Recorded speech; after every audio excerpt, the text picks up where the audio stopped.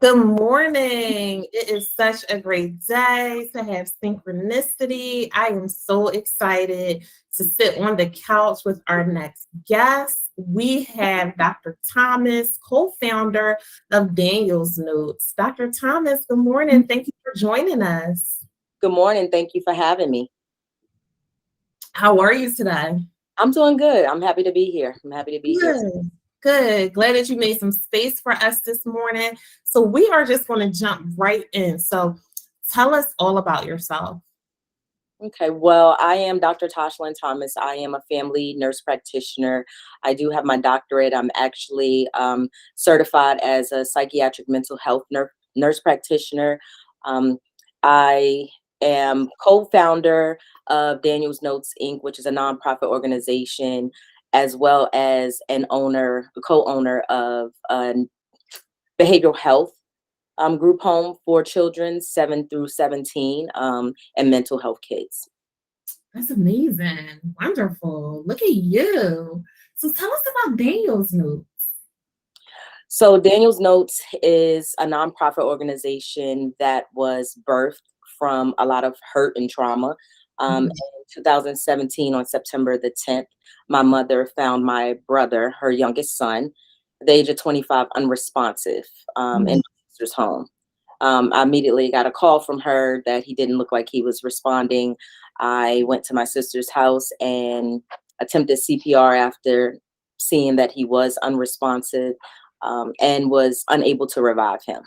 Mhm. He was 25 years old. He suffered with bipolar disease, which wasn't managed well, not just by him, but from my perspective, some of the providers. Um, he sometimes self-medicated, and that particular evening, he received a pill, which he thought was, I guess, a Xanax, and it was laced with fentanyl. And that is what ultimately took my brother's life. So Daniel's Notes was birthed from that traumatic experience that me and my family had to go through. And we just wanted to birth it to try and start before it gets out of hand, right? Because there's a lot of people who get on the medications for them, it doesn't help them the way they want it to help them, right? So they feel good for a minute, or they feel bad, or they don't like the side effects, so they don't take them, or they can't afford them, or depending on where they have to go to get the medications, everyone knows everyone, right? If it's a small town, or your parents are pretty prominent, or you go into the pharmacy and you actually know the person, so they don't want anyone to know that they're on the medications. So our goal and our help was to provide services for those who don't know that there are services for them, to provide the talkback tables for them, the mentorship for them when it comes to the medication, education, even if it was financial. So that's really what we strive to do. It is new. It started in 2018. However, nothing really rolled with it, because then I was in a traumatic car accident. So we launched everything in 2022. The first brunch, the first annual toy and coat drive. So we're looking to continue to help the community. We're looking to continue to be able to touch lives, not just a lot. If we can come in contact with just one, and each one pays it forward, and just for people who are suffering with mental health disorders to know that they're not alone. They're not crazy, because that's what they think. And my brother used to say stuff like that, like, I'm crazy, or I'm not good enough, or I'm not where I'm supposed to be in life. And we used to have to reiterate to him, you are exactly where you're supposed to be. You're supposed to be where God has you at in that moment. So Mm. Wow, definitely. Thank you so much for sharing that. Such a traumatic experience, and really highlights how just in a moment your whole life can be changed. Right? You go to sleep on Sunday and think that things are going to be the same exact way. On Monday, you are into a totally different environment. And out of this tragedy, it sounds like your organization was born, and you're keeping your brother's memory alive by touching other individuals who may be struggling. So for that, that is magnificent. Thank you. What would you say? Yeah, definitely. What would you say the mission, right? Because you gave us a lot of information. So if you were to highlight a mission of Daniel's notes, what would that be? Just being everyone that we come into, I want them to see how passionate we are about letting people know that they are not alone. Not just the people who are diagnosed with mental health disorders, the families around them. Because oftentimes we forget about the families who have to struggle or suffer in silence, right? Especially in our community. We're scared to call the police because we see what happens when the police show up and someone is having a manic episode that looks like me and you, right? So our mission is to focus on the education, focus on providing the mentorship and the support for those who actually need it and Yeah, want it.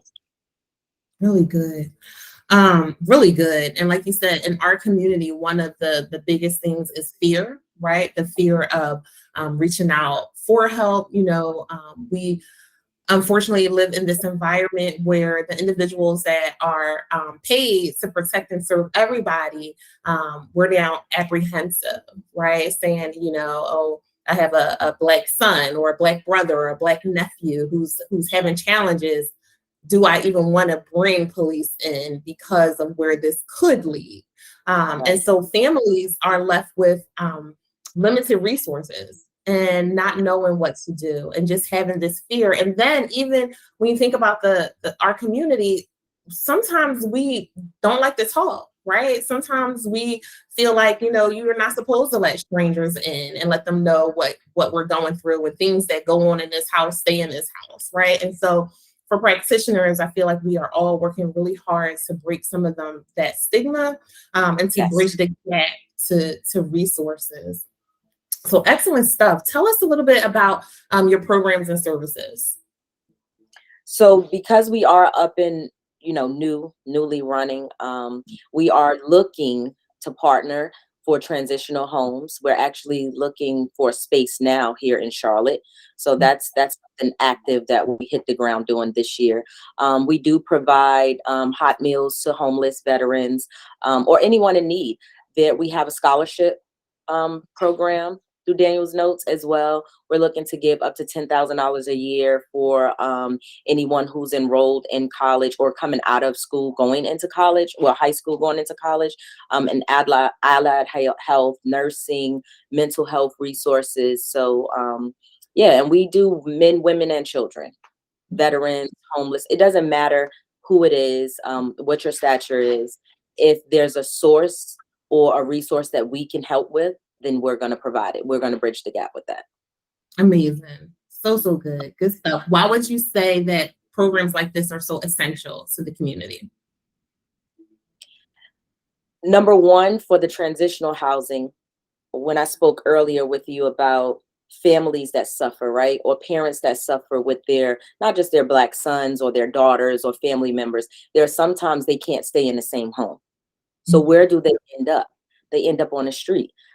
Again, I own a group home and it is a level 3 residential care facility. And there are the families just can't handle the behaviors. The behaviors are sometimes coming from the mental health diagnosis. They don't know how to manage. They don't know how to use the interventions that are given to them. So if now they're displaced, how are they getting to appointments? Who is their support system? So the transitional housing is important for that. It's not just for mental health services, financial literacy, helping them hold down jobs, because it is hard for you to be able to hold down a job when you have to be on certain medications. There's all types of side effects, right? There are times when you just don't feel like going. There are times when your mood is out of control and you can't function, or you may not be able to function in that moment. Then what do they do? Where do they go? So we want to be the resource for that, and that is why that is important. It's Mm-hmm. important also to give back to the community. So that's what we provide. It's important to spread the education to the community. That's the biggest thing. People know, but they don't know, or they ignore it, right? Or they shun it away. And I'm sure in our community, you've even heard it too. You better pray about that. Well, you can pray about it, but there's a reason why there are certain medications, right? There's a reason why there are licensed therapists and psychiatrists. There's a reason for all of us, right? In this mental health or in this space, period. So why not use us?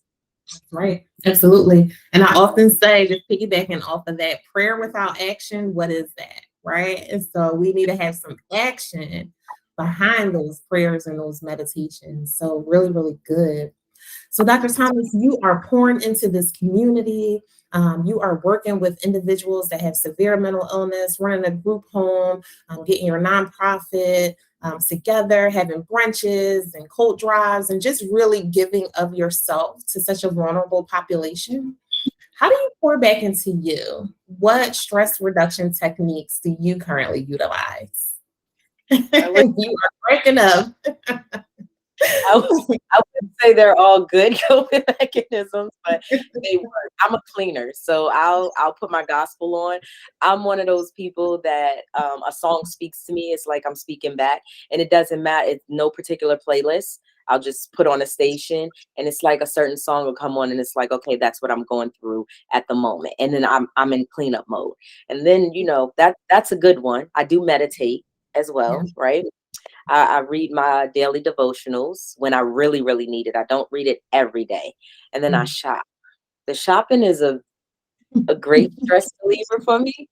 But I wouldn't always say that it's the best one, but everyone has their vices, right? So that's one of mine. A few of mine. But Right. they get me through. They get me through. And then sometimes, I mean, people don't think it's a pour into you, but sometimes I just reset, and sometimes I Yeah. just have to let it go. When I let Mhm. that go, whatever it is, whatever I need to cry about it, I let it go, and then I can refill my cup. So, and Mhm. as simple as it sounds, it's not, because sometimes we look and we're like, well, what am I crying for? Why am I so emotional? It's because sometimes you just have to get it out and you just have to let it go. Yeah, definitely, especially for practitioners, right? Mhm. As practitioners, we are on the go trying to help everybody and solve everything for everyone. And then sometimes we forget about that most important person, which is Mhm. ourselves. So having various ways to pour back into ourselves and not trying to pour into other people from an empty cup is so important and so essential. So, you Left. know, hopefully that credit card don't have smoke coming off of it. I hear you on that one. I But mean, we it does do. pour back into you. And then there's a lot of times when, I can just do it and do it only for me. Or Yeah. oftentimes I'm taking care of everyone around me. So, Mhm. and I think that's just how I was raised. That's just what I Mhm. saw coming up. That's what I saw from my mom, my grandparents.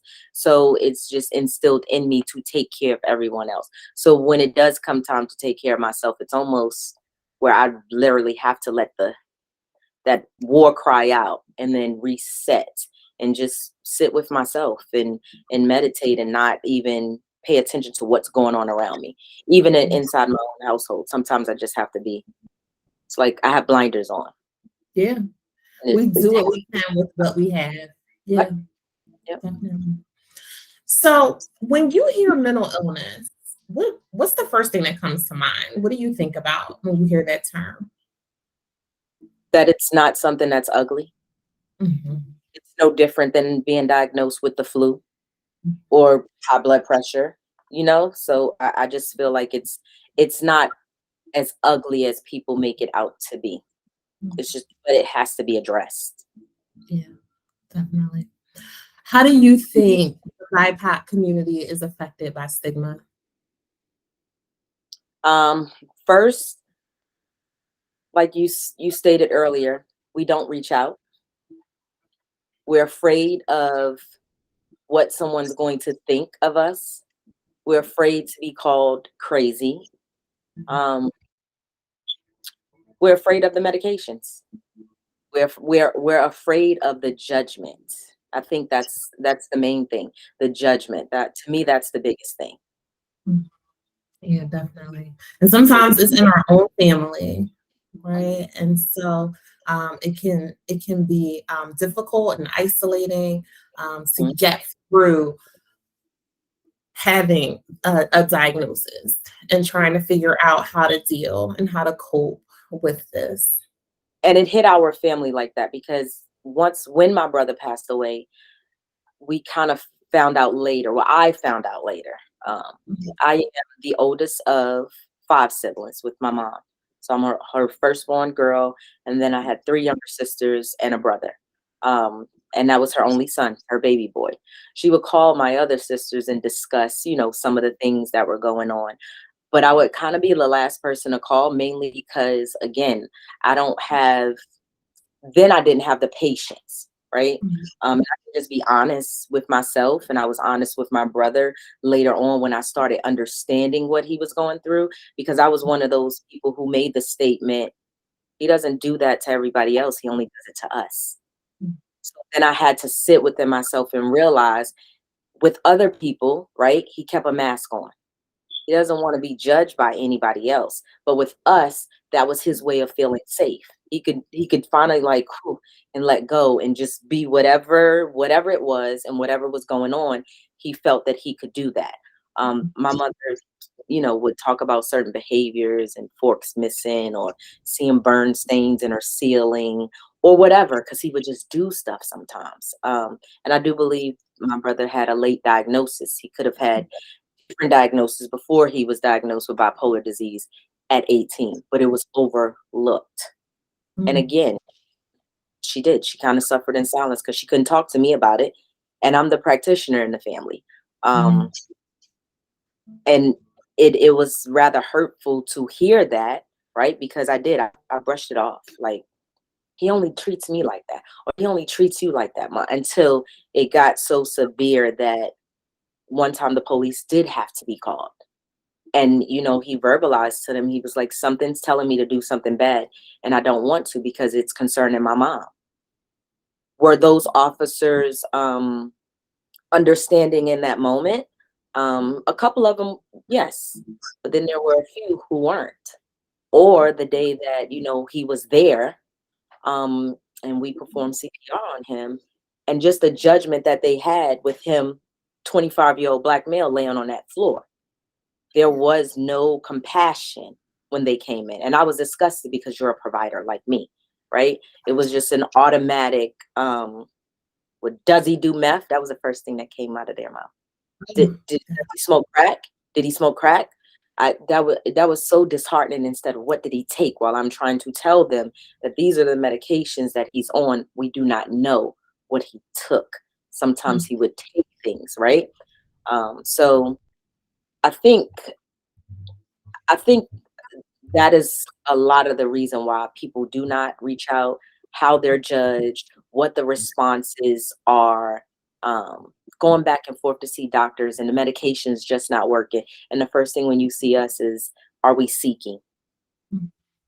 I can only give you a certain amount. You need to see a different provider. Or they just give you a short fix. What happens? Yeah. What are you supposed to do when you run into those type of barriers? When you feel that shame, right? And even when you're going to individuals that have been charged to help, and they're looking at you with the side eye and saying, well, we can only give you 5 pills, or you have to see another practitioner, or whatever it is, where you're not feeling supported, you know, then what? So I tell all of my patients, right? Listen, you are your advocate. It's okay for you to ask questions. When I've had patients come to me and I speak about something, they're like, well, no one else ever explained that to me. Did you ask? No, I didn't know I could ask. Mhm. You're your first provider. That's right. Even though you're coming to see me, it's your body, it's your emotions, it's your mood, it's your physical and well-being that comes first, right? You're not supposed to worry about, oh doc, I don't want to take up too much of your time, or I'm sorry to be a burden, or well, I didn't want to ask about this last time, but this has been going on since then. No, and we as a people do that a lot. We want to get in, we don't like doctors, and let's not talk about our black men who don't like going to the doctor At any all. Anything, a physical. What do I need a physical for? I'm fine. Like, I work out every day. I drink my water, so I don't eat unhealthy. But I tell people all the time, if your mind is unhealthy, your body is unhealthy. That's right. It's all Every connected. like, and I think sometimes we don't get it. Again, I tell my patients, ask a question. And have you ever had someone come in your office and they've seen another provider? This is not what you do, right? However, they start speaking about it. So now I need to, give them the support and the resource to tell them, well, this is a question you should ask. Why didn't you ask? Well, why are you taking that? Because some people don't understand that they could have different diagnosis, right? Mhm. Has nothing to do with their mental. And now they're put on certain medications, which could cause them to be depressed or which could have some side effects, whether they're sexual side effects or mood, and then that plays into their mental. It's all wrapped up in one. It all plays a part together. It's intertwined, and I don't think people understand it. Diabetic patient, how's their mental going to be now? They have to switch to either insulin, a pump, or medications, and sometimes those medications can be kind of harsh. Or someone with cardiac disease or kidney disease, and now I can't drink a full cup of water at every sitting. How does that play on their mind and their mental? Right? I don't think people take that into consideration. So when they go in, it's like they're going in for one thing, but as a provider, you're supposed to treat the whole person, and you're Mhm. supposed to address all of the needs. Or someone diagnosed with cancer, well, Mhm. what do you do next? Do you give them the diagnosis and then this is your follow-up, or do you give them the diagnosis, provide the information, and then the support where you need to go or reach out to, or these are the things that are available to you? And I can Mhm. tell you, in our community, that's not always done. And it's not just by the providers who don't look like us. Mhm. Sometimes it's the providers that look just like us, which is That's so unfortunate. yes. Yeah. Very, very, very good. Just off of that, what would you say is one way each of us could practice a more accepting attitude?